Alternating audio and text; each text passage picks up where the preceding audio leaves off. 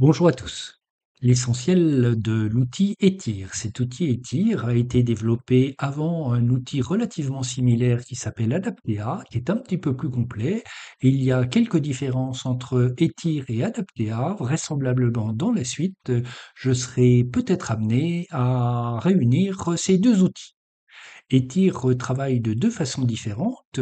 Soit j'ai rien sélectionné du tout au début et je vais indiquer au survol d'une pièce une arête, un plan apparaît et je vais pouvoir étirer cette pièce suivant une perpendiculaire à ce plan. Soit je n'ai toujours rien sélectionné du tout. Au survol d'une pièce, je vais appuyer sur majuscule et à partir de ce moment-là, la pièce appartenant à un groupe, tout le groupe va se sélectionner.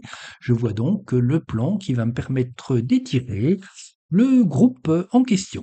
Dernière façon de fonctionner, je sélectionne le groupe avant de lancer Etir et lorsque je survole une pièce, c'est tout le groupe qui va être pris en compte et on voit donc que le plan qui apparaît, donc qui va nous permettre d'étendre ou d'étirer le groupe d'un côté ou de l'autre.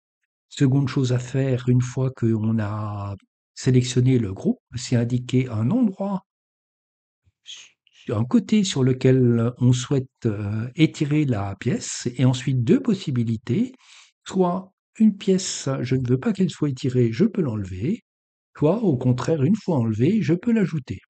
Une fois que ceci est fait, je vais faire un clic droit souris, lancer l'opération et donner la distance d'étirage.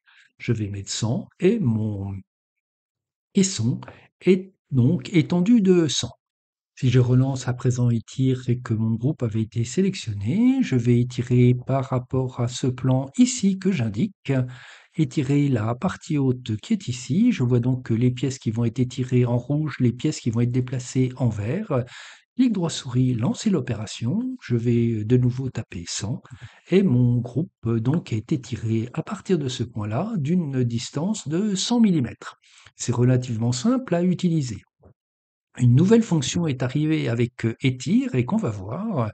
Une fois que j'ai lancé et que j'ai sélectionné donc mon composant, je vais pouvoir de la gauche vers la droite ou de la droite vers la gauche définir une clôture et cette clôture donc va prendre les entités qui sont dedans. Ces entités peuvent être des composants mais peuvent être également comme ici des trous à l'intérieur des différents montants.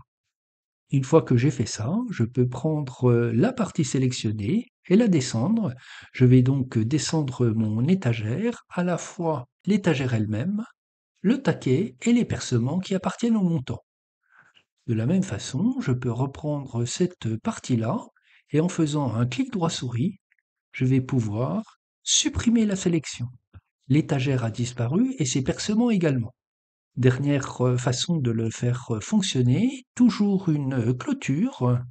Et cette fois, je vais donc déplacer cette étagère-là. Je vais appuyer sur CTRL pour la dupliquer. Et je vais donc pouvoir dupliquer cette étagère, non seulement l'étagère, mais également les taquets et les percements.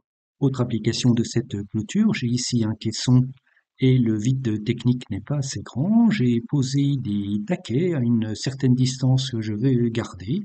Je vais me mettre en vue de droite. Je vais allumer les rayons X et prendre une caméra en perspective parallèle. Je vois donc en projection parallèle, pardon. Je vois donc exactement ce qu'il faut que je fasse. Je lance Etir. Je vais faire une clôture ici pour bouger les taquets. Je vais les bouger suivant une horizontale de 30. Je tape 30. Et une fois que c'est fait, je peux de nouveau prendre toute cette partie-là, c'est-à-dire le fond et l'arrière des étagères, et les pousser également de 30. Je tape 30, je valide, et j'obtiens donc le résultat. Voici donc l'essentiel sur cet outil Etir. Il sera amené sans doute à évoluer dans les prochaines versions. D'ici là, bonne utilisation de cet outil, de l'ensemble des outils VMSUP et à très bientôt.